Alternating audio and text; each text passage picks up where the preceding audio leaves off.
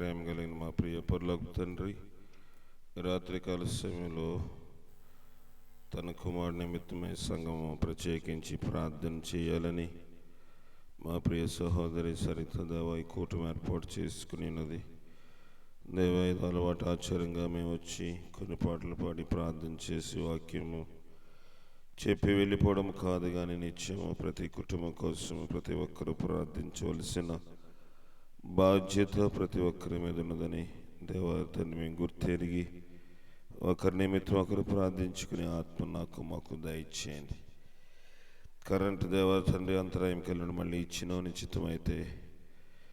చిత్తమైతే దేవతండ్రి కరెంటును మాకు అనుకూలపరిచి దేవతండ్రి కూటమయ్యే వరకు దేవ ఇబ్బంది లేకుండా చేయము. మా వరకు ఏ వాక్యం వినబడాలి అంటే దేవతండ్రి కరెంటును దేవతండ్రి నీవెలాగా సాధ్యము చేసి దేవదాన్ని ఉంచాలో దాన్ని దేవ లేకుండా చేయలో సమస్తం నీకు ఎరిగిన దేవుడు అన్నారు కనుక నీ చిత్తము నా పట్ల మా పట్ల సిద్ధించుము. నన్ను దేవతండ్రి వాడుకోమని అడుగుచున్నాను. ఏ మాటలు కావాలో మొదట నాకు దయచేయండి. కూడి వచ్చిన వారికి కావలసిన వాక్యము ప్రాముఖ్యంగా గృహానికి కావలసిన నీ మాటలు దయచేసి బలపరిచి ఈ రాత్రికాల సమయంలో ఈ కూటమి ఆదరించి ఇప్పటివరకు నడిపించిన ఇంకను నడిపించి బలపరచమని క్రీస్తు అడుగు వేడుకొని పొందుకొనిచున్నాం పరమ తండ్రి, ఆమేన్. నేను వాక్యం వినక ముందు 4వ పాట స్తోత్రము యేసునాథా నీకు సదా స్తోత్రము యేసునాథా, ఈ పాట పాడుకుందాము.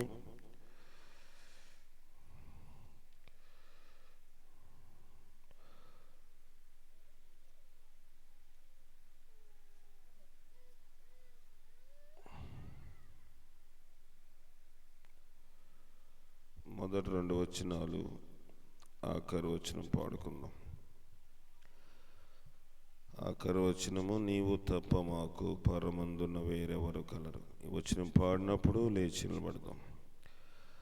స్తోత్రము యేసునాథా నీకు సదా స్తోత్రము యేసునాథా, స్తోత్రము యేసునాథా నీకు సదా స్తోత్రము యేసునాథా, స్తోత్రము చెల్లింతుము నీదు దాసులము పిత్రపుత్రాత్మలకు, స్తోత్రము చెల్లింతుము నీదు దాసులము పిత్రపుత్రాత్మలకు, నేడు నీదు నామమందు మేము చేరి స్తుతించునట్లు,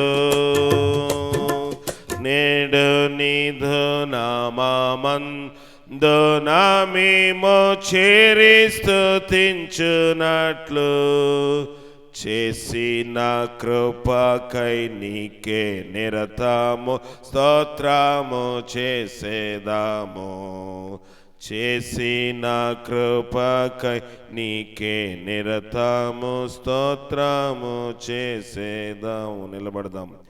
నీవు తప్ప మాకు పరమందున వేరెవ్వరు కలరు, నీవు తప్ప మాకు పరమందున వేరెవ్వరు గలరు, ఈ ధరాయందు నీవు తప్ప మాకు ఆధారణ ఎవరు, ఈ ధరాయందు నీవు తప్ప మాకు ఆధారణ ఎవరు, స్తోత్రము యేసునాథా నీకు సదా స్తోత్రము యేసునాథా, స్తోత్రము యేసునాథా నీకు సదా స్తోత్రము యేసునాథా, స్తోత్రము చెల్లింతుము నీదు దాసులము పిత్రపుత్రాత్మలకు, స్తోత్రము చెల్లింతుము నీదు దాసులము పిత్ర పుత్రాత్మలకు జీవాధిపతిని ఘనమైన పాదాల కొందనాలు. కొద్ది నిమిషంలో నిశ్చితమైతే సమస్తమును మాకు అనుకూలపరిచి నన్ను కూడా నీ సిలువ చాటును మరుగుపరిచి కావలసిన వాక్యము దయచేయమని క్రీస్తు అడుగు వేడుకని పొందుకొనిచున్నాం తండ్రి, ఆమేన్. దయచేసి కూర్చుందాం. దేవుని వాక్యంలో నుంచి మనము కొంత ఈ సందర్భంగా వినకముందు కూడి వచ్చిన మీ అందరికీ కూటమి ఏర్పాటు చేసిన సహోదరి సరిత వారి కుటుంబానికి ప్రత్యేకమైన వందనములు తెలియజేస్తా ఉన్నాను. దేవుని వాక్యము న్యాయాధిపతులు రాసిన గ్రంథము 11వ అధ్యాయము 1వ వచనం. న్యాయాధిపతులు 11వ అధ్యాయం. గిలాదు వాడైన యెఫ్తా పరాక్రమము గల బలాఢ్యుడు అతడు వేశ్య కుమారుడు. గిలాదు యెఫ్తాను కనెను. గిలాదు భార్య అతని కుమారులను కనగా వారు పెద్దవారై యెఫ్తాతో నీవు అన్య స్త్రీకి పుట్టినవాడవు గనుక మన తండ్రి ఇంట నీకు స్వాస్థ్యము లేదనిది యెఫ్తా తన సహోదరుల యొద్ద నుండి పారిపోయి టోబు దేశమున నివసింపగా అల్లరి జనము యెఫ్తా యొద్దకు వచ్చి అతనితో కూడా సంచరించుచుండెను. సరిపోతుందమ్మా. గిలాదు వాడైన యెఫ్తా పరాక్రమము గల బలాఢ్యుడు. వాక్యము అతన్ని గురించి వివరిస్తూ అతని యొక్క బలమును ముందు తెలియజేస్తూ ఉంది. యెఫ్తా యొక్క తండ్రి పేరు గిలాదు. అతనికి వివాహమైంది. కొన్ని సంవత్సరములు అయిన తర్వాత ఏమి జరిగిందో తెలియదు, కానీ మళ్ళీ అతను వివాహము చేసుకుని ఒక బిడ్డను కన్నాడు. వివాహం చేసుకున్నాడో లేకపోతే ఏం జరిగిందో అక్కడ స్పష్టముగా లిఖితపూర్వకంగా రాయబడినప్పటికీ అతను చేసుకున్న ఆ స్త్రీ లోకంలో ఆమె వృత్తి వేశ్య. కానీ ఇతడు అతనితో లేకపోతే ఇతడు ఆమెతో సంసారం చేసిన తర్వాత పుట్టిన బిడ్డ యెఫ్తా. దాని యొక్క లోతులోనికి మనం వెళ్ళట్లేదు, కానీ కొన్ని ప్రాముఖ్యమైన అంశములు దేవుడు నాకు ప్రేరణ ఇచ్చిన దాన్ని బట్టి దీంట్లోంచి మాట్లాడాలని ఆశపడుతూ ఉన్నాను.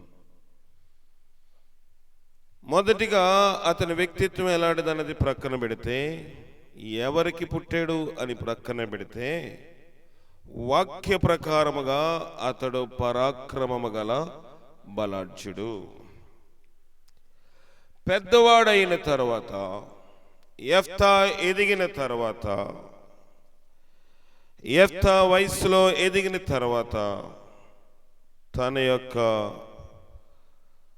మొదటిగా పుట్టిన తన భార్య బిడ్డలు వచ్చి, మన తండ్రి ఇంటిలో నీకు స్వాస్థ్యము లేదు.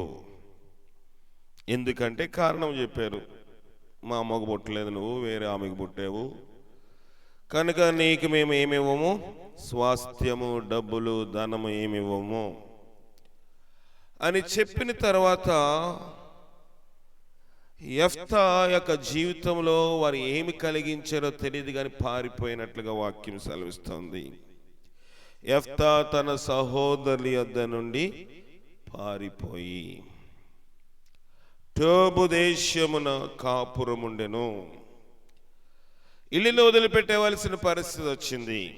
తప్పు ఎవరు చేశారు? తల్లియో లేకపోతే తన తండ్రియో? వారి జీవితంలో ఎలాగ ఏకమయ్యాయో తెలియదు, కానీ తల్లి జీవితము చూస్తే లోకములో వ్యాపారం చేసే వ్యాపారము కాదు, మనుషులు అసహించుకునే పనిలోని ఉంటున్న ఆమెను గిలాదు ఎలాగ ఇష్టపడ్డాడో తెలియదు కానీ మొత్తానికి వివాహం చేసుకోకుండానో బిడ్డను కానీ ఆ బిడ్డను కూడా ఇంట్లోనే పెట్టాడు. ఆ గృహములోనే జీవిస్తూ ఉన్నాడు యెఫ్తా. కానీ పెద్దవాడైన తర్వాత అతని పరాక్రమం, అతని బలము చూసిన తర్వాత అతని కుమారులు, తోటి సహోదరులు, గిలాదు యొక్క తోటి సహోదరులు అన్నారు, మా ఇంటిలో నీకు పాలు లేదు. చూడండి, పరిస్థితులు కొన్నిసార్లు కఠినమైపోతాయి. మనము తెలుసో తెలియకో తప్పు చేస్తాము, లేకపోతే మన తల్లిదండ్రులైనా తప్పు చేస్తారు, లేకపోతే కొన్నిసార్లు నిష్కారణముగా మనము కొన్ని యొక్క అవమానాలు, నిందలు పడవలసి వస్తుంది. పడవలసి వచ్చినప్పుడు ఆ స్థలములో, ఆ జాగాలో, ఆ చోటులో మనము నివసించడానికి కూడా మనకి ఇష్టము ఉండదు.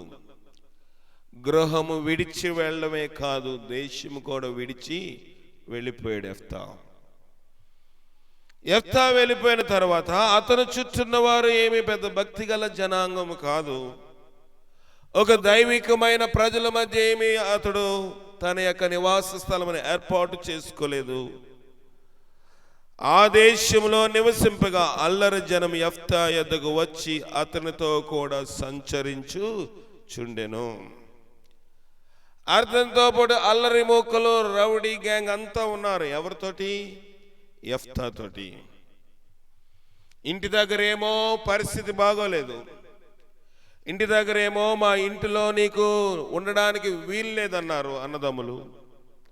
తండ్రి ఏం మాట్లాడాడో, వారిని నివారించాడో, గద్దించాడో, తండ్రి మాట్లాడడానికి అవకాశం ఇచ్చారో లేదు, ఎవరి మాట వాళ్ళు వినలేదు. భయాభ్రాంతులకు గురి చేస్తే, ఇబ్బందికరమైన వాతావరణం పెడితే ఇల్లు వదిలేసి, దేశం వదిలేసి వెళ్ళిపోయాడు యెఫ్తా. పోనీ అక్కడేమైనా బాగుందా? అక్కడేమైనా ప్రార్థన సహవాసం ఉందా? దేవుని బిడ్డలున్నారా? మంచి సంఘము ఆత్మలో నడిపించి, నువ్వు బాధపడకు, నువ్వు దిగులు పడకు, కన్నీరు పడకు, నువ్వు ప్రార్థన చేద్దాము, నీకోసం మేము ఉన్నాము. వాళ్ళు వదిలేశారు, దేవుడు వదిలేడని ఆదరించేవారు ఉన్నారంటే, అక్కడికి వెళ్ళిన తర్వాత యెఫ్తాయే అల్లరి మూకలను ఆదరించాలి. అల్లరి అనగా ఆ ఊర్లోని దేశం విడిచి దేశం వచ్చాడు గనుక, పరాక్రమం గలవాడు గనుక, ఎవరినైనా చూసి తన చేయి చేసుకుని ఏమైనా చేయగలడు గనుక ఆ చుట్టుపక్కల అల్లరి మూకలు అందరూ ఆయనతో ఉన్నారు. రౌడీ గ్యాంగ్ అంతా ఉన్నారు. తెలుసో తెలియకో అందరికీ కలహము, తగు అన్ని తీరుస్తూ ఉన్నాడు యెఫ్తా. దేశములో అతను ఎన్నిక చేయబడలేదు కానీ, పరాయి దేశంలో కూడా ఎన్నిక లేదు కానీ, లోకంలో గ్రామస్తులు చెప్పని తగువులు, లోకంలో పోలీస్ స్టేషన్లు తీర్చిన తగువులు, లోకంలోని మన కుల పెద్దలు తీర్చలేని తగువులు, కలహములు, వివాదములు యెఫ్తా టోబు దేశంలో తీర్చినట్లుగా వాక్యం యొక్క, లేఖనం యొక్క అంతరార్థంలోని వ్యాఖ్యానం చెప్తా ఉంది. అయితే దినములు గడిచిపోయాయి, సంవత్సరాలు గడిచిపోయాయి. కొంతకాలమైన తర్వాత అమోనీయులు ఇశ్రాయేలులతో యుద్ధము చేయగా, సంవత్సరాలు గడిచిపోయాయి. యెఫ్తాకి తన ఇంటి మీద మైకము, తన ఇంటి మీద మమకారము, తన ఇంటి మీద ఆశ వదిలేసుకున్నాడు. ఎందుకంటే గిలాదు అనగా తన తండ్రి ఇంటిన మొదటి భార్యగా పుట్టిన బిడ్డలు ఏమన్నారంటే, నా తండ్రి ఆస్తిలో నీకేమి వాటా రాదు. యెఫ్తా ఒక్కడే, వాళ్ళు బహుమంది ఉన్నారు. కొంచెం తగ్గించి. అయితే దేవుని వాక్యంలో ఇక్కడ చెప్తున్న మాట ఏంటంటే, కొంతకాలం అయిపోయిన తర్వాత అమోనీయులు ఇశ్రాయేలులతో యుద్ధము చేస్తా ఉన్నారు. ఆ దేశం మీదకి తెగులు వచ్చింది, ఆ దేశం మీదకి యుద్ధం వచ్చింది. ఆ దేశంలో కఠినమైన పరిస్థితులు ఏర్పడుతూ ఉన్నప్పుడు అమోనీయులు ఇశ్రాయేలుతో యుద్ధము చేసినందున గిలాదు పెద్దలు టోబు దేశమును యెఫ్తాను రప్పించుటకు పోయి వచ్చి, మాకు అధిపతివై యుండుము, అప్పుడు మేము అమ్మోనీయులతో యుద్ధము చేయుదమని యెఫ్తాతో చెప్పిరి. ముందేమన్నారు?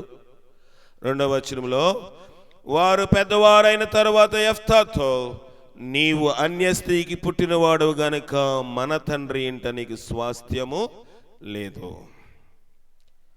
మన తండ్రి ఇంట నీకు స్వాస్థ్యము లేదన్నారు. కానీ దినములు గడిచిన తర్వాత అతడైతే దేశాన్ని వదిలిపెట్టేశాడు, తండ్రి ఇంటిని విడిచిపెట్టేశాడు, ఒంటరిగా వచ్చేసాడు, వివాహం చేసుకున్నాడు, బిడ్డలను కనేశాడు, సెటిల్ అయిపోయాడు. ఎక్కడ? టోబు దేశంలోని స్థిరపడిపోయాడు. కానీ దేవుడు విడిచిపెట్టాడా? దేవుడు యెఫ్తానే విడిచిపెట్టలేదు. లోకములో మనుషులు మనల్ని హేళన చేయవచ్చు, మన పరిస్థితులను బట్టి, మన జీవించిన జీవితాన్ని బట్టి, మన బ్రతికిన బ్రతుకును బట్టి, మన పితరులు చేసిన పాపాన్ని బట్టి, ఒకవేళ మన తల్లిదండ్రుల లోకములో అక్రమంగా జీవించిన దాన్ని బట్టి దాని యొక్క పర్యావసనము, కాన్సిక్వెన్సెస్, దాని వలన వచ్చిన ప్రతిఫలము మనం అనుభవిస్తున్నామేమో. కానీ దేవుడు యెఫ్తాని మర్చిపోలేదు. యెఫ్తా లోకమంతరిని మర్చిపోయాడు. కానీ దేవుడు యెఫ్తాని మర్చిపోలేదు. కానీ యెఫ్తా కూడా దేవుడు మర్చిపోయి ఉన్నాడో యెఫ్తాకు తెలియదు. కానీ యెఫ్తా అయితే దేవుని విడిచిపెట్టలేదు. లోకములో అందరిని విడిచిపెట్టేశాడు. బైబిల్లోని యాకోబు ఉన్నాడు. యాకోబు ఉన్నప్పుడు యాకోబు యొక్క తల్లి యాకోబుతో ఏం చెప్పిందంటే, నాకు సహోదరుడు ఉన్నాడయ్యా, నా సహోదరుడు నీకేమవుతాడు? మేనమామ అవుతాడు, వెళ్ళి పెళ్లి చేసుకో, ఆయనకి కుమార్తెలు ఉన్నారు, వివాహము చేసుకో అంటే యాకోబు బయలుదేరి వెళ్ళాడు. ఎందుకంటే యాకోబు కూడా తన దేశంలో ఉండడానికి ఇబ్బందికరమైన వాతావరణము, అన్న తరుముకు వస్తా ఉన్నాడు. యాకోబు ఒక్కడగా మిగిలిపోయాడు. తల్లి పాపము చేయడానికి, అన్నని మోసం చేయడానికి సపోర్ట్ చేసింది. కానీ అన్న తరుముకు వస్తున్నప్పుడు తల్లి కానీ తండ్రి కానీ ఎవరు అన్నని గద్దించారా? గద్దించలేదు. లోకము బంధత్వం అలా ఉంటుంది. లోకములో తల్లిదండ్రులు ఆ విధంగా ప్రవర్తిస్తారు. తప్పు చేయడానికి, పాపము చేయడానికి, అన్నను మోసగించి దొడ్డిదారిలోని అక్రమ మార్గములో ఆశీర్వాదం పొందడానికి ప్రోత్సహించిన ఆ తల్లి, రే మీ అన్న మంచోడు కాదురా, చిన్నింటోడు కాదు కనుక నువ్వు పారిపో అని అతనికి ఉపాయం చెప్పి, ఎక్కడికి వెళ్ళిపోవాలి? నా కొడుకు నా పుట్టింటికి వెళ్ళాలి, నా పుట్టింటిలోని బిడ్డలు వివాహము చేసుకుంటే నన్ను కూడా నా కోడలు బాగా చూస్తుంది అన్న ఉద్దేశంతో ఏం చేసిందంటే తన పుట్టింటికి పంపించింది. వెళ్ళాడు. యాకోబు కూడా ఇష్టపడ్డాడు. యాకోబు కూడా దానికి అంగీకరించాడు, వెళ్ళిపోయాడు. సంవత్సరం కాదు, 2 సంవత్సరాలు కాదండి. ఎవరైనా ఒక వ్యక్తిని వివాహము చేసుకోవాలని ఇష్టపడితే సంవత్సరము, 2, 3 మా అయితే. యాకోబు 14 సంవత్సరముల తర్వాత తాను ఇష్టపడిన అమ్మాయిని వివాహము చేసుకున్నాడు. సుఖపడ్డా? లేదు. తన ఇంటి వల్ల సుఖముందా? ఏమీ లేదు. తన యొక్క అక్కకి పిల్లలు కలుగుట చూచి రాహేల్ అంది, నువ్వు నాకు బిడ్డలు ఇవ్వకపోతే నేను చచ్చిపోతాను, నన్ను ప్రేమించానని చెప్పేస్తున్నావు కదా, నువ్వు ఇష్టపడతానని చెప్పావు కదా, నా కోసం సంపాదించానని చెప్పావు కదా, ఏం చేసుకుంటావు? నువ్వు సంపాదించి మా నాన్నకు పెట్టు, నాకేమైనా పెట్టావా?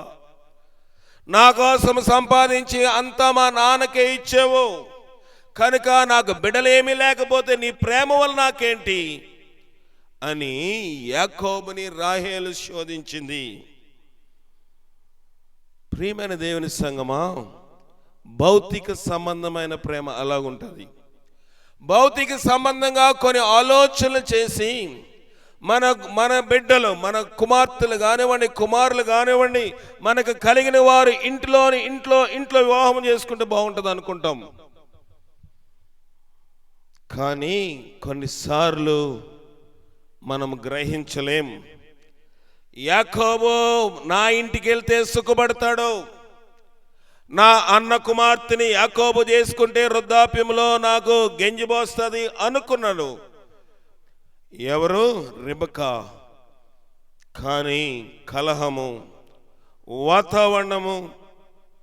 నేను ఆదికాండంలో సగం భాగం చదువుతున్నప్పుడు, నా పాఠ్యభాగం రెండోసారి, ఆదికాండంలో ఆ అధ్యాయంలో చాలా రోజులు చదవాల్సి వచ్చింది, ఒక్క అధ్యాయమే. ఎందుకంటే యాకోబు ఎన్ని బాధలు పడ్డాడో దాంట్లో ఉంది.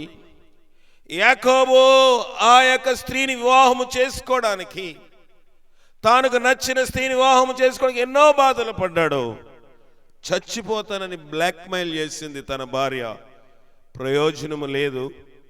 కానీ ఇప్పుడంతా మనం విశదీకరించుకోవడానికి సమయం లేదు. కానీ యెఫ్తా జీవితంలోని చీకటి రోజులు కనబడుతూ ఉన్నాయి. ప్రజలు ఆదరించేవారు లేరు, ప్రజలు ఘనపరిచేవారు లేరు. కానీ యెఫ్తా వేశ్యకు పుట్టినప్పటికీ, వేరే దేశంలో ఉన్నప్పటికీ అక్కడ వివాహము చేసుకుని బిడ్డలను కని వారు ఆత్మీయంగా పెంచడం ప్రారంభించాడు. వదిలేస్తారు నా జనాంగము, వదిలేస్తారు నా మనుషులు. నాకు స్వాస్థ్యం లేకపోయినా పర్లేదు, నేను ఒంటరిగా ఉంటూ నా కుటుంబాన్ని కట్టుకోవాలనుకున్నాడు. కట్టుకొనుట్లో నిమగ్నమైపోయాడు. కానీ ఒకానొక రోజు అందరూ ఇంటికి వచ్చారు. ఏంట్రా, నేను ఇక్కడికి వచ్చినా నన్ను వదిలిపెట్టరా అన్నట్లుగా వాళ్ళని ప్రశ్నార్థకంగా చూస్తుంటాడు. ఎవరు? యెఫ్తా. వాళ్ళతో వచ్చి కూర్చున్న తర్వాత, వాళ్ళతో సంభాషించిన తర్వాత వాళ్ళు చెప్పిన మాట ఏంటంటే, అమ్మోనీలతో యుద్ధము చేయాలి, నువ్వు మా పైన నాయకుడిగా ఉండాలి. స్థితి మారిపోయిందండి. జీవితంలో యెఫ్తా ఎప్పుడు కూడా అలాంటి పిలుపు అతనికి వస్తుందని ఊహించలేదు. ఇంట్లో చిల్లి గవ్వ ఇవ్వడానికి వీల్లేదు, ఇక్కడ కూడా ఉండడానికి వీల్లేదు అన్నట్లుగా భయాభ్రాంతులకు గురి చేసిన యెఫ్తాకి ఒకానొక దినమందు అతని దగ్గరికి వాళ్ళ అన్నదమ్ములందరూ వచ్చి, యెఫ్తా, మా దేశం మీదకి యుద్ధం వచ్చింది, అమోనీలు వస్తున్నారు, మేము ఎవరు యుద్ధము చేసేంత దమ్ము ధైర్యం మాకు లేదు. నీవు వచ్చి ఏమన్నాడు? నీవు వచ్చి మాకు అధిపతివై ఉండుము, అప్పుడు మేము అమోనీలతో యుద్ధము చేయదుమని యెఫ్తాతో చెప్పిరి. నిరీక్షణకు ఆధారం లేని జీవితం యెఫ్తాది. లోకంలో అవమానాలు పొందాడు. తన తల్లి యొక్క వ్యాపారము అతనికి అంటగట్టి, తన తల్లి యొక్క పాప జీవితమును అతనికి అంటగట్టి, తన తల్లి యొక్క అక్రమ కార్యములు అతనికి అంటగట్టి ఇంట్లో ఉండకుండా చేశారు. లోకంలో అనేక సార్లు మనము అనేక నిందలు పడుతూ ఉంటాం. అనేకమైన ఇబ్బందికరమైన వార్తలు మనం ఉంటాము. కొన్నిసార్లు విన్న మాటలు జీర్ణించుకోలేని పరిస్థితిలో ఉంటాము. ప్రభు ఈ రాత్రి కాల సమయంలో నీతో మనతో యెఫ్తా ద్వారాగా ఒక నిరీక్షణకరమైన మాట మాట్లాడుతూ ఉన్నాడు. ఇంట్లోనే ఉండడానికి వీల్లేదు అని చెప్పిన ఆ వ్యక్తులే ఒకానొక దినమందు అతను తలుపు తట్టి, మాకు అధిపతివి, మా మీద నువ్వు అధిపతిగా ఉంటే మేము యుద్ధము చేస్తాము, మా మీద నువ్వు రాజుగా ఉండాలి, మా మీద నువ్వు న్యాయాధిపతిగా ఉండాలి. ఎవరిస్తారండి? లోకములో ఇశ్రాయేలీల మీద న్యాయాధిపతిగా ఉండడానికి తగినంత చదువు యెఫ్తాకు ఉందో లేదో నాకు తెలియదు. కానీ యెఫ్తాకి ఒకటే ఉంది, యెహోవా యందు భయభక్తులు. అతని తల్లి జీవితం ఒక పాప జీవితం. అతని బ్రతుకు దేశంలో నివసించే బ్రతుకు కాదు. కానీ దేవుడు ఆ దినమందు యెఫ్తా దగ్గరికి ఆ మనుషులు వచ్చి తలుపు తట్టి, మా పైన అధిపతిగా ఉండము. తర్వాత వచనం చదువుదాము. అప్పుడు మనము అమ్మోనీయులతోటి యుద్ధము చేయుదుమని యెఫ్తాతో చెప్పిరి. అందుకు యెఫ్తా, మీరు నా యందు పగబట్టి నా తండ్రి ఇంటి నుండి నన్ను తోలివేసితిరే. ఇప్పుడు మీకు కలిగిన ఈ శ్రమలో మీరు నా యొద్దకు రానేలా అని గిలాదు పెద్దలతో చెప్పాను. ఉప్పొంగలేదు. యెఫ్తా నా టైం వచ్చిందిరా అని ఏమనలేదు. నాకు స్వాస్థ్యం లేదన్నారు కదా, నాకు మీ ఇంట్లో ఉండడానికి అధికారం లేదన్నారు కదా, నేనైతే మీ ఏళ్ళను ద్రోహము చేయలేదు. నా తల్లి మన తండ్రి చేసిన దానికి నన్ను ఏం చేశారు? మీరు భగ్నము చేశారు. నా జీవితమును చితిమేశారు. నన్ను బ్రతకడానికి వీలు లేకుండా చేశారు. నేను బ్రతకడానికి వీలు లేదని మీరు అన్నారు. ఇప్పుడు నేను మీకు అవసరమయ్యానా? ఈ టైంలో మీరు నన్ను పిలుస్తారా అని అడిగి ఏమన్నాడు? చదవండి కిందకి. అని 8వ వచనము. అప్పుడు గిలాదు పెద్దలు అందుచేతనే మేము నీ యొద్దకు మళ్ళీ వచ్చితిమి. నీవు మాతో కూడా వచ్చి మీరు మాతో కూడా వచ్చి అమ్మోనీయులతో యుద్ధము చేసాడా? గిలాదు నివాసులమైన అందరి మీద నీవు అధికారివై ఉండువని యెఫ్తాతో అనిరి. అందుకోసమే వచ్చాము. అందుకోసమే నిన్ను పిలవనంపించాలంటే ఎవరో ఒకరు పంపించి వస్తాడో రాడో తెలుసుకుంది, వస్తే వచ్చాడు పోతే పోయింది అని మేము చలి కొదిలేసేవడం కానీ మేమందరము నీ యొద్దకు అందుకే వచ్చాము. నీ మా యొద్దకు వచ్చి మేమేం బేరసారాలు జరుపుకోలేదు. మీ యొద్దకు వచ్చి మేమే నీ యొద్దకు వచ్చి అడగడానికి వచ్చాం కదా. మా జీవితముల ఎడల ఇదివరకు రోజుల్లో ఉన్నట్లుగా లేవు. మేము లోకానుసారంగా ఆలోచించాము.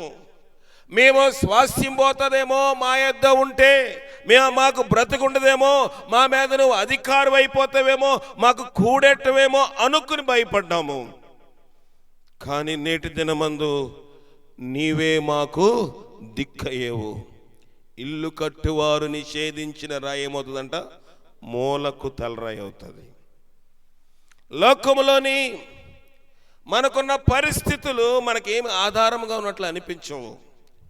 మనం అనుభవిస్తున్న తీరు, మనం అనుభవిస్తున్న పనులు, మనం వెళ్తున్న మన జీవితంలోని ముళ్ళ కంపలాంటి బ్రతుకులోని ఇంతేనేమో నా జీవితం అంతా, నా బ్రతుకు దినములన్నీ ఇలాగే ఉంటానేమో, నా జీవితకాలం అంతయు నా జీవితంలో సుఖము అనుభవించే రోజు ఉండదేమో.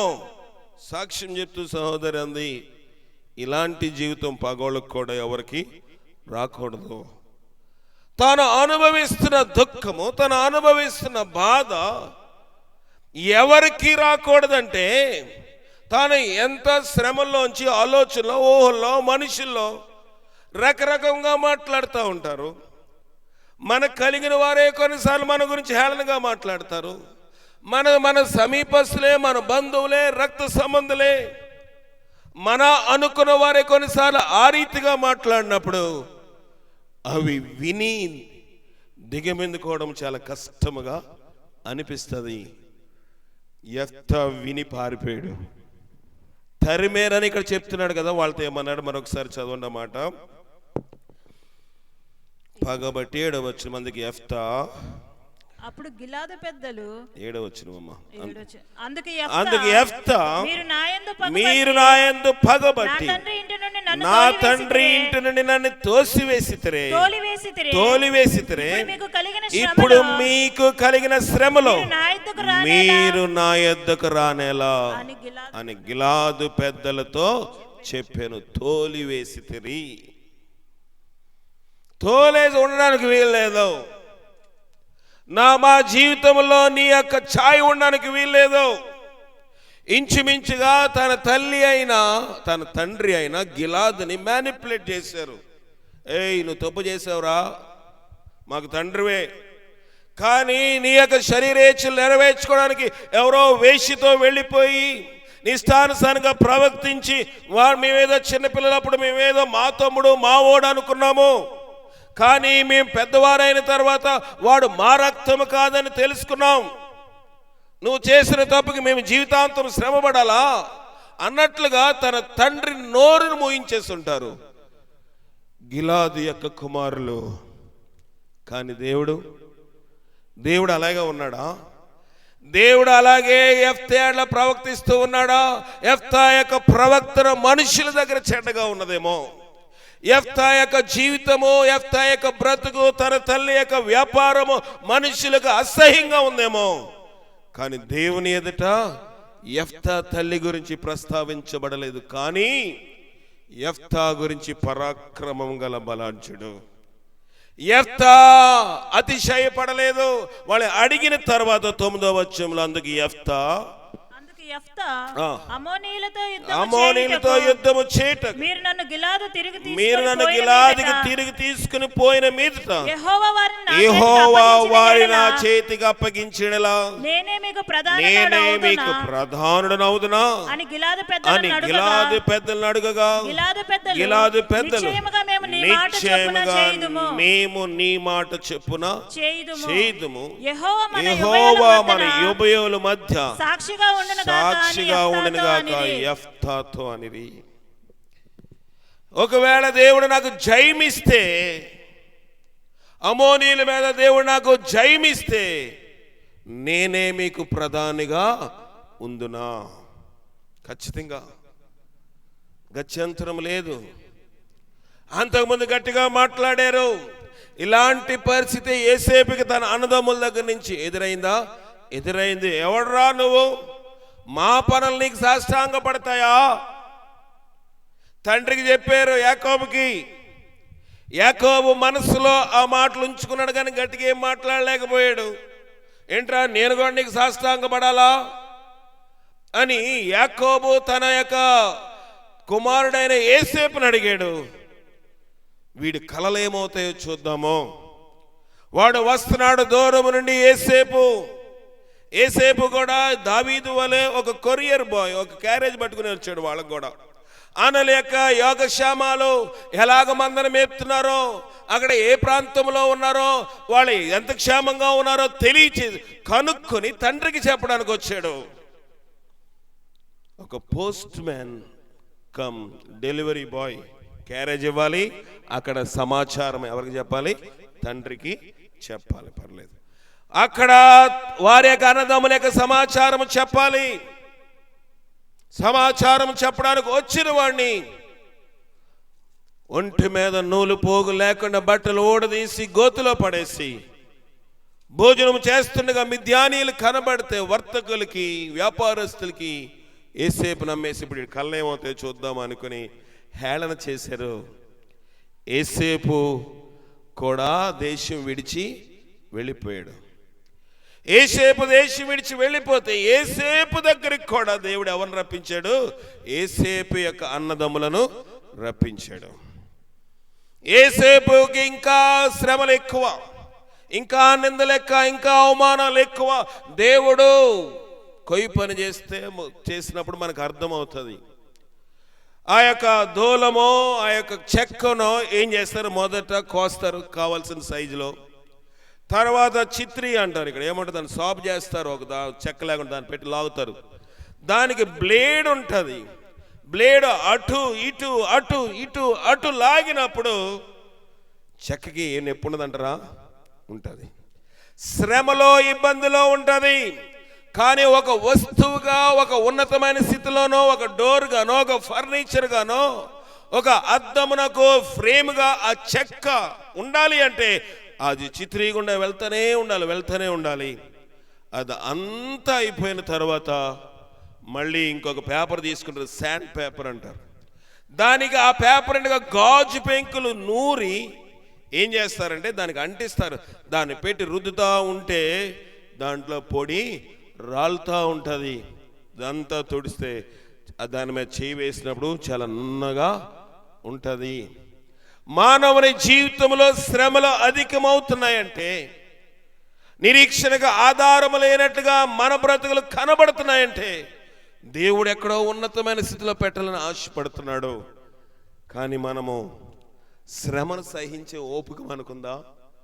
వాక్యం చెప్తా ఉంది, శ్రమ దినమందు నువ్వు కృంగిన ఎడల చేతకానివాడు అవుతావు. శ్రమలో కృంగిపోతాము. నాకే ఉన్నాయి శ్రమలు అనుకుంటాము, నాకే వస్తున్నాయి బాధలు అనుకుంటాము, నాకే వస్తున్నాయి నిందలు అనుకుంటాము. కానీ దేవుడు ఒక దినమందు యెఫ్తా దేశంలోనికి వచ్చి అతని ఇంటి దగ్గర తలుపు కొట్టినప్పుడు ఆశ్చర్యపోయాడు. వారితో ఏం మాట్లాడాలో మాట్లాడిన తర్వాత ఇప్పుడు ఎవరితో మాట్లాడుతున్నాడు చదువుదాం. 10వ వచనం 11వ వచనం. కాబట్టి యెఫ్తా గిలాదు పెద్దలతో కూడా పోయినప్పుడు జనులకు తమకు ప్రధానిగాను అధిపతిగాను అతని నియమించుకుని అప్పుడు యెఫ్తా మిస్పాలో యెహోవా సన్నిధిని తన సంగతి అంతయు వినిపించెను. చూడండి, యెఫ్తా భక్తినేమి విడిచిపెట్టలేదు. యెఫ్తా దేశం విడిచి వెళ్ళిపోయినా, ఇంట్లో స్వాస్థ్యం లేకపోతే, మనకి శ్రమలు వస్తే మొదటగా మనం చేసేదంటే దేవుని పక్కన పెడతాం. మనకి ఇబ్బంది వస్తే దేవుని వాక్యం చదవలేము. మనకి ఇబ్బంది వస్తే ప్రార్థన ప్రతిరోజు ఏంట్లే ఇవాళ ప్రార్థన వద్దులే అనిపిస్తుంది. యెఫ్తా తన సంగతంతయు మిస్పాలో యెహోవా సన్నిధిని వినిపించుకొనెను. ప్రభువా వెళ్ళమంటావా లేదా? వీళ్ళు వచ్చారు, నన్ను పిలిచారు, నేను గనక ఇంక ఎవరో లేరు వీళ్ళకి, నేను తప్ప వీళ్ళకి దిక్కు లేరు. ధనులు అతన్ని ప్రధానిగాను అధిపతిగాను 2 పోస్టులు ఇచ్చారండి. ప్రధానిగాను అధిపతిగా చేసేసిన తర్వాత ఆ స్థితిలోకి వెళ్ళిపోయిన వాడు మోకరించి ప్రార్థన చేయగలడంటారా? దేవుణ్ణి శ్రమలోనే మర్చిపోతాము, కొన్నిసార్లు దీవెనలో కూడా దేవుణ్ణి మర్చిపోతాము. అధికమైన సంతోషంలో దేవుని మర్చిపోతాము, అధికమైన దుఃఖములో కూడా కొన్ని పర్యాయములు దేవుని మర్చిపోతాం మనము. కానీ యెఫ్తా లాగా లేడు. యెఫ్తా భక్తి గలవాడు. ఇక్కడ మనకి యెఫ్తా ప్రార్థన ఎప్పుడు చేసినట్లుంది? పోస్ట్ వచ్చిన తర్వాత. కానీ నేనేం చెప్పాను? యెఫ్తా దేవుని ఆదేశంలో కూడా విడిచిపెట్టలేదు అని ఎందుకు చెప్పానంటే, తర్వాత చెప్తాను ఆ మాట. తన దేశంలో కూడా ఎందుకు విడిచిపెట్టలేదని ఎందుకు చెప్పానంటే, దాంట్లో లోతైన మర్మము దాగి ఉంది. ఇక్కడ యెహోవా సన్నిధిని ఏం చేశాడంట? తన సంగతంతయు చెప్పాడు. ప్రభు, వెళ్తున్నాను, నీ దేశం కోసమే కదా యుద్ధం చేస్తున్నాను, ఇశ్రాయేల్ నీ ప్రజలు కదా, నేను ఎక్కడికో అప్పుడు తరిమేస్తే ఇప్పుడు వచ్చాను కనుక నువ్వు యుద్ధం జయమివ్వాలి. ఇవన్నీ ఏం చెప్పలేదు. ప్రభా, నా స్థితి ఏంటో నీకు తెలుసు, నేను ఆ దేశం వెళ్ళిపోయినా నీ కోసం ఎలా బ్రతికానో నీకు తెలుసు కదా ప్రభా, నువ్వు జయమివ్వండి ప్రభా అని ప్రార్థన చేసుకుని దేవునితోటి అతను చేయవలసిన మనమంతా చేసిన తర్వాత 12వ వచనము, యెఫ్తా అమ్మోనీయుల రాజు యొద్దకు దూతలను పంపి నాకును నీకుని మధ్య ఏమి జరిగినందున నీవు నా దేశం మీద యుద్ధమునకు వచ్చితివని అడుగగా అమ్మోనీయుల రాజు ఇశ్రాయేలీయులు ఐగుప్తులో నుండి వచ్చినప్పుడు వారు అర్నోను మొదలుకొని యబ్బోకు వరకు యోర్దాను వరకును నా దేశం ఆక్రమించుకొని నందున నేను వచ్చి ఉన్నాను. కాబట్టి మనము సమాధానముగా నుండునట్లు ఆ దేశములను మరలా మాకు అప్పగించుమని యెఫ్తా పంపిన దూతలతో సమాచారము చెప్పెను. అంతటా యెఫ్తా మరలా అమ్మోనీయుల రాజునొద్దకు దూతలను 29వ వచనం చదువుదాం. యెహోవా ఆత్మ యెఫ్తా మీదకి రాగా అతడు గిలాదులోను మనష్షేలోను సంచరించుచు గిలాదు మిస్పాలో సంచరించుచు గిలాదు మిస్పాలో నుండి అమ్మోనీయుల యొద్దకు సాగెను.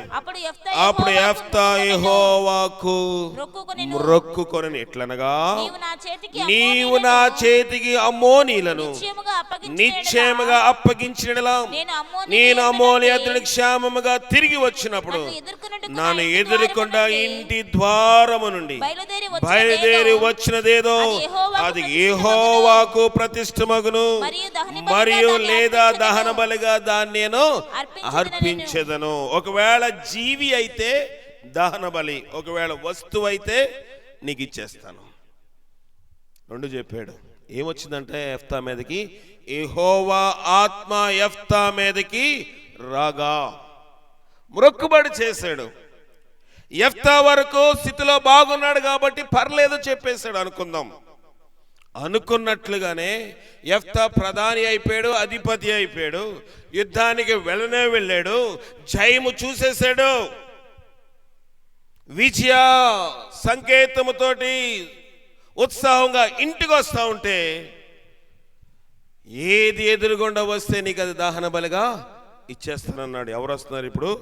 తన సొంత కుమార్తె వస్తుంది. తన కడుపున పుట్టిన కుమార్తె వస్తూ ఉంటే యెఫ్తా అన్నాడు, అయ్యో సంతోషంలో ఉన్నాను అనుకుంటే నాకు దుఃఖం మిగిల్చావు. ఏంటి డాడీ? అయ్యా నేను విజయముతో వచ్చినప్పుడు నా దేవుడని యెహోవా దగ్గర ఒక మనవి చేశాను. ఏంటంటే ఏది ఎదురొస్తే అది బలిస్తానన్నాను. కానీ యెఫ్తా కుమార్తె అంది, నువ్వు అనుకున్నట్లుగా నా పట్ల జరిగించుము, నువ్వు అనుకున్నట్లే చెయ్యి. ఎందుకు చెప్పాను ఇందాక? ఇప్పుడు ఈ మాటను బట్టే, ఒకవేళ యెఫ్తా తన బిడ్డలను లోకములోని దేవునిలో పెంచకుండా లోకములో పెంచితే, నువ్వు మొక్కుంటే నువ్వే, నన్ను అవ్వడానికి నువ్వెవడవి? నీ ప్రార్థన నువ్వు చేసుకో, మన బిడ్డలలాగా మాట్లాడొచ్చు.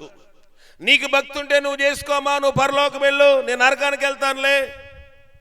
నీ ప్రార్థన ఉంటే నువ్వు చేసుకో, నీ భక్తి నీది, నా మార్గము నాది. నాకు ప్రార్థన చేయాలని లేదు, నాకు దేవుని సన్నిధికి రావాలని లేదు, నేను పాటలు పాడాలని లేదు, నేను దేవుని వాక్యం ధ్యానించాలని లేదంటాము. కానీ యెఫ్తా కుమార్తె సరే ఇచ్చే అని అనలేదు.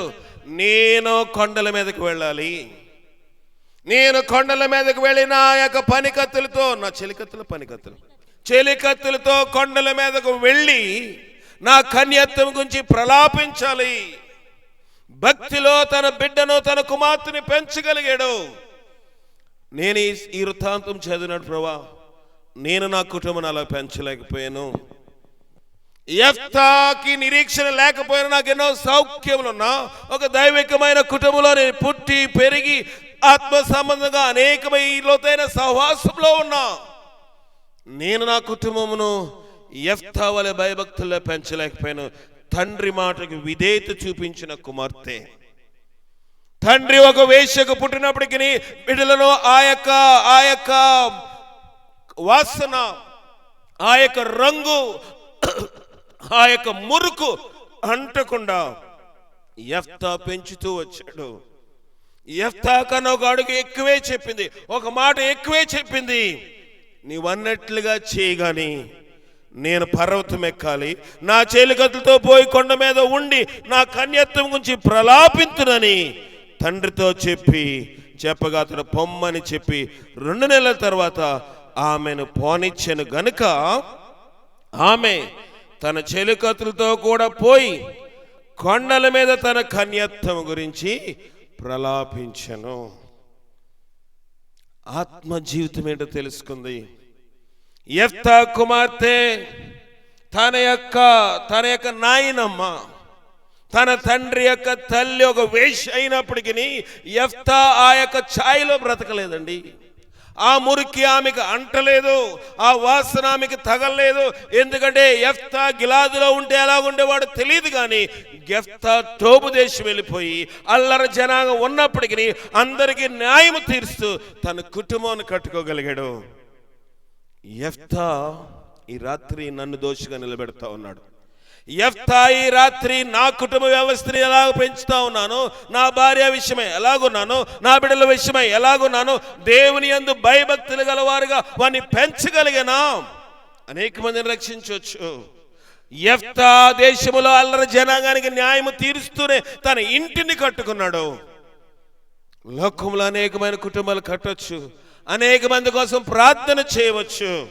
కానీ యెహోషువలాగా నేను నా ఇంటి వాని యెహోవాను సేవించదము అని చెప్పగలిగే స్థితి నాలో లేకపోతే నేను యెఫ్తా దగ్గర దోషిగా నిలబడవలసిన పరిస్థితి నాది.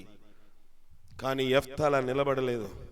యెఫ్తా ప్రజల మధ్య దోషిగా ఉన్నాడు కానీ, తన తండ్రి ఇంటి దగ్గర తన తెల్ల చేసిన పాపం నిమిత్తమే దోషిగా ఉన్నాడు. కానీ తన ఇంటి దగ్గరికి వచ్చేటప్పటికి దేవుని ఎదుట భయభక్తులు గలవాడుగా ఉన్నాడు. గనుక యెఫ్తా కుమార్తె కొండ ఎక్కింది.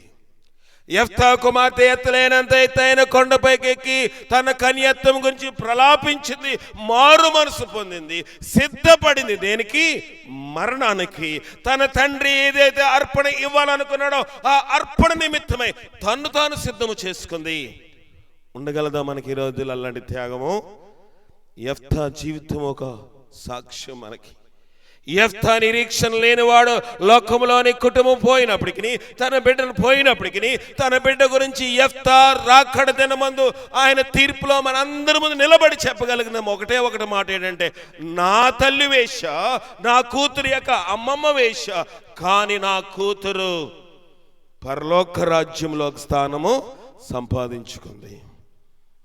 మన క్రియలు కాదు, మన ఉద్దేశాలు కాదండి, మనం ఎలా బ్రతికేమది కాదు, మనం ఎలాగ జీవించేమది కాదు, మన ఎదురున్న ప్రాంతంలో ఎలాగ ఉండగలము. మన ఎదుట దేవుడు ఒక పందెం పెట్టాడు, మన ఎదుట దేవుడు ఒక నిరీక్షణకు ఆధారముగా ఆయనను తన శ్రమలన్నీ చూపిస్తూ ఈ రాత్రి యెఫ్తా జీవితం మనకు ఒక సాక్షిగా ఉండి మాట్లాడుతూ ఉంది. అయ్యో, నా జీవితం మనుషుల మధ్య అన్యాయం అయిపోయిందేమో అని అనుకున్నామేమో, నా జీవితం వీళ్ళ మధ్య అల్లరి అయిపోయింది అనుకున్నామేమో, నా కుటుంబస్తులు ఇలాంటి వారు, నా జీవితం ఇలాంటిది, నేను అల్లరి అయిపోయాను, నా బ్రతికి ఇలాగ అయిపోయిందని అనుకున్నామేమో. యెఫ్తా అలాగా ధైర్యపడలేదు. దేశం విడిచి వెళ్ళిపోయినప్పటికీ, తన కుటుంబం విడిచి వెళ్ళిపోయినప్పటికీ, బ్రతకడానికి తన కుటుంబం దగ్గర నుంచి ఆస్తులు ఎలాంటి వాటా రాకపోయినప్పటికీ నిలబడిపోయాడు, కుటుంబాన్ని కట్టుకున్నాడు. దేశం అంతటిని అమ్మోని నుంచి రక్షించడానికి ఒక అధిపతిగా, ఒక న్యాయాధిపతిగా, ఒక ప్రధానిగా దేవుడు అతను చేశాడు. యెఫ్తాను చేసిన దేవుడు మనల్ని చేయడా? యెఫ్తా నిలబెట్టిన దేవుడు మనల్ని చేయడా? ఈ రాత్రి దేవుడు మనం నిలబెట్టినట్లుగా పరిశుద్ధాత్మ శక్తి మనకు సహాయం చేసి కాపాడుకు ప్రార్థన చేసుకుందాం. అందరూ 2 నిమిషాలు ప్రార్థన చేద్దాం. ప్రభువా, యెఫ్తా జీవితం ముందుంచినావు తండ్రి.